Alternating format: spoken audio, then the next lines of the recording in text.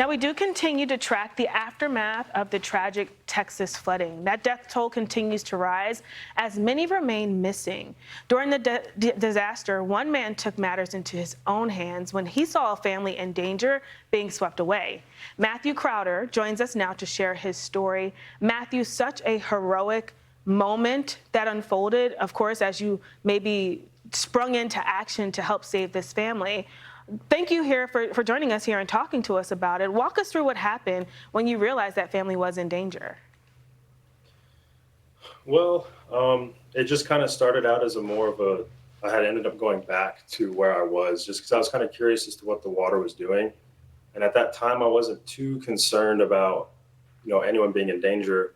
And then just all of a sudden it hit, and I had looked over and their house had started taking water on pretty bad. And that's when I ended up calling 911, having that conversation with the dispatch, and then just realizing that, within that conversation that something had to be done immediately. And then that's kind of when I started yelling out to them, and then we began that evacuation process. Now, is this a family that you know, or is this in a community that is very close to you, or were you literally helping a stranger in a life-saving situation? I pass through that neighborhood almost every day just getting to work because the place I work, Texas Paintball, is just right on the other side of that neighborhood. And so I was just there to kind of go into work early that day. And, I pass their house every day. I've never seen them, never spoke to them. But just being in that neighborhood, in that area every day, I just, definitely a protective sense kind of came over me of I had to do something for these people. And I know that family is so thankful that that did come over you.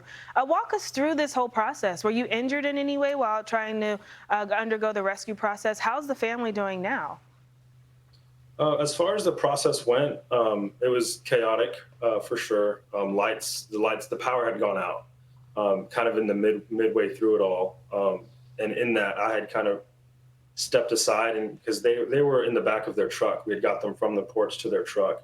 And in between that, the power had cut out, and I had left for a brief moment to go look for the safest option from there. And I had gotten overcome by some water and pushed down the street.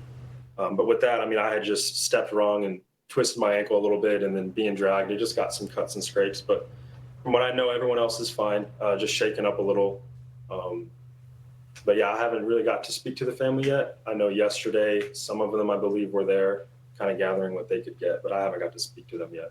Okay, hopefully you do. I'm sure they're impatiently waiting to thank you for such a heroic movement. How have things been for you? How has your home been? How's your family doing in the rest of your neighborhood?